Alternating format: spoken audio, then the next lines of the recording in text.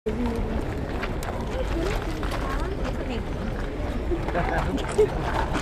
that anytime now, right? Sorry. Thank you. Sorry. Where are you from? Florida. Did I need to guess? No. Right, good afternoon, ladies and gentlemen, boys and girls. Good afternoon. Good afternoon. Right, shall I go back to bed? Right, we'll try again, shall we? Good afternoon, ladies and gentlemen. Good afternoon. Thank you very much. I put my best uniform on for you. Right, my name is Yeoman Warder Spike Abbott. I am one of the 37 Yeoman Warders, Beefeaters as you know us, that live and work here in Her Majesty's Royal Palace and Fortress. Okay, for the next 4.5 hours, I'm going to be your guide. Okay, we'll see if we can do it in 55 minutes. For the next 55 minutes, I'm going to be your guide. I'm going to take you around the tower. Right, before we start, have we got any friends from across the Atlantic, any American friends with us? As I suspected. Right, listen, I'm going to be using a few confusing words this afternoon, all right? Now, the first one is history, okay? So when I use that word, please just bear with me, all right? Because we've got lots of it. Right, where's it all start? Way back in the year of 1066, when William, the Duke of Normandy, better known as William the Conqueror, defeated the Anglo-Saxon King Harold at the Battle of Hastings. Now, William was crowned King William I of England on Christmas Day of that year, but he continued to fight his newly conquered subjects, who did not take too kindly to Norman domination. Now, William was looking for somewhere to rule from, so he chose a site just inside the eastern city wall where once an old Roman fort had stood.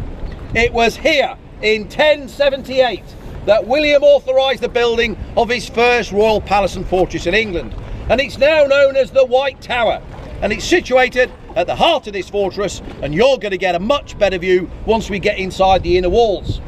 Now, over the next 200 years, successive monarchs continued to add to the defences.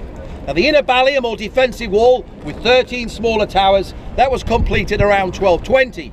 These outer walls were completed in 1280 with 6 further towers, all facing south, to defend the fortress from attack coming from the river. To the north of this wall stand 2 strong bastions, Brass Mount and Legs Mount. Inside and on top of would have been mounted cannons to defend the fortress from attack coming from that direction. And also, we've got the moat that we're now standing in at the moment, and this would have been filled with water. Now, this was dug during the reign of King Edward I, and the engineer, Master Walters, an expert in these matters, he was brought over especially from Holland. Now, it would have been 120 feet wide, and when fully excavated, 15 feet deeper than you can see it today. Now, it's designed to take advantage of the natural tidal flow of the River Thames, twice a day flowing into and around the moat, keeping it clean. And initially, this system seemed to work rather well. But with all the rubbish and excrement, that's poo for the children, being directed to it from the city and the wide drains of Shoreditch and Houndsditch, the system soon quickly failed.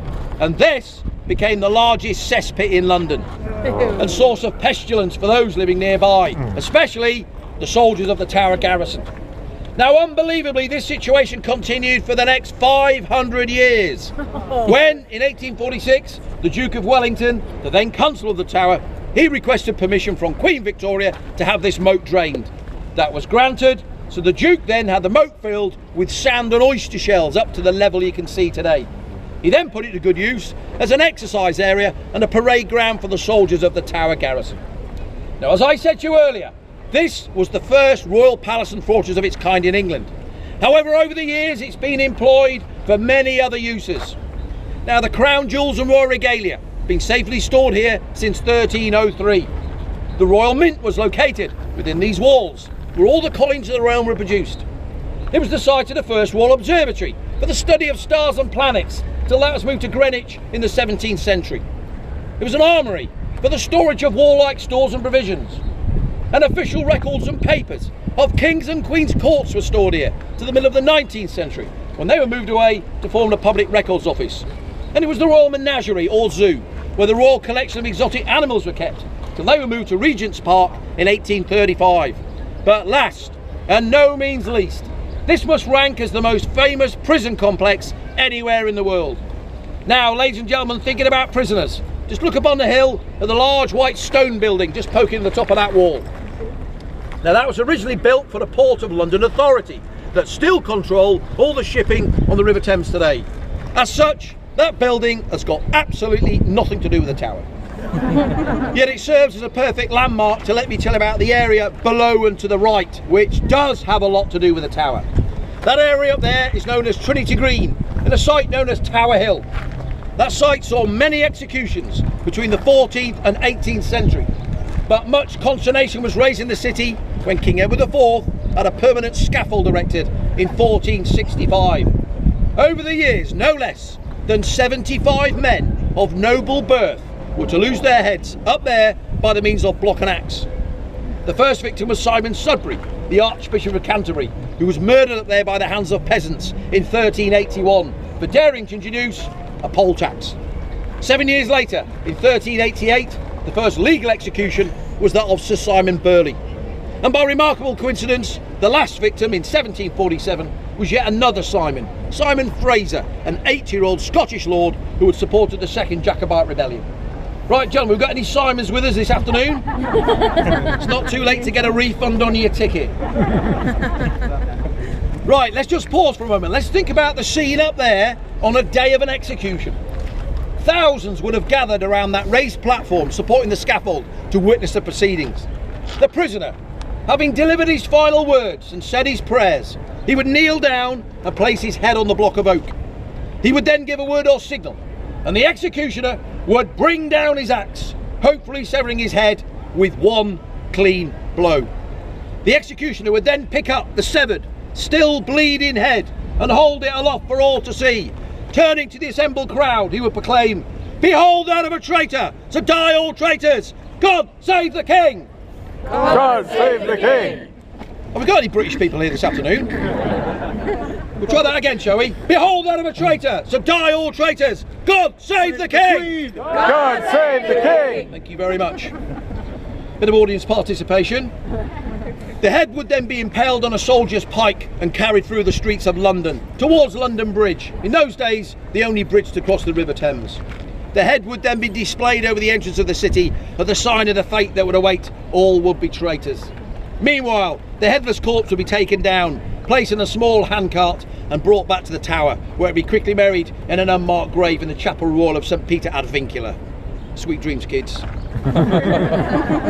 Right, very much like the headless body, let's now return to this tower. In those days, you would have entered through the bulwark gates, where all those prisoners that were due for execution would have been handed over to the sheriffs of London. You then went across a small drawbridge towards the Lion Tower, where the Royal Menagerie was once located and where that awful shop stands today. You then went to pass through this middle tower archway, so called because it once stood in the middle of the moat. Now, that was built in the year of 1280, and during extensive repairs in 1717, the frontage over the archway was decorated with the coat of arms of the then King George I, our first monarch from the House of Hanover in Germany.